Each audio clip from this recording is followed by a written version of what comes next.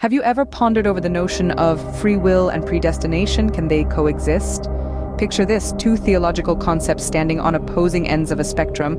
On one side, we have predestination, the belief that all events are predetermined by God.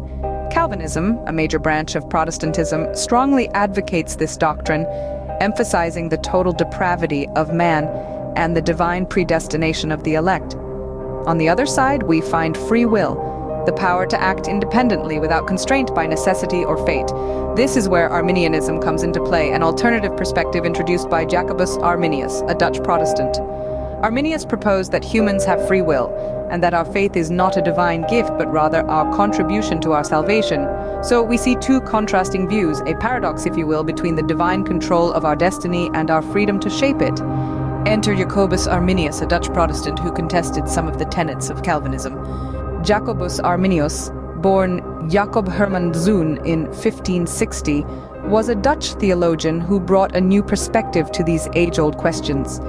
Born in the Netherlands, Arminius was orphaned at an early age, but found his calling in the realm of theology.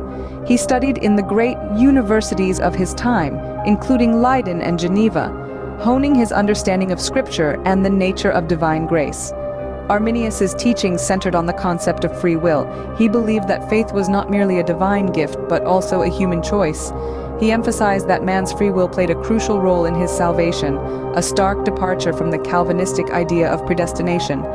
This belief also extended to his interpretation of sin and salvation.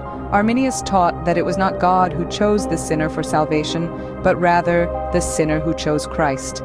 He argued that every individual had the capacity to seek and receive God's grace, thereby placing the responsibility of salvation squarely on the individual's shoulders. Arminius's teachings were controversial, to say the least. They challenged the prevailing Calvinist doctrine of the time, causing a theological stir that shook the foundations of Protestantism. This was not a minor disagreement on theological nuances, it was a seismic shift that redefined the relationship between man, free will, and divine grace. Arminius's teachings challenged the prevailing Calvinistic views, causing a theological stir that still resonates today. Arminius may have left us more than 400 years ago, but his teachings continue to shape theological thought. His doctrine, Arminianism, played a crucial role in the growth of Methodism, promoting the idea of man's free will in matters of faith.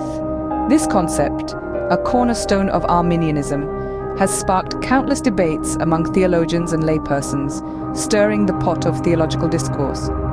So whether you lean towards predestination or free will, it's worth considering the teachings of Jacob Arminius, a man who dared to challenge the status quo.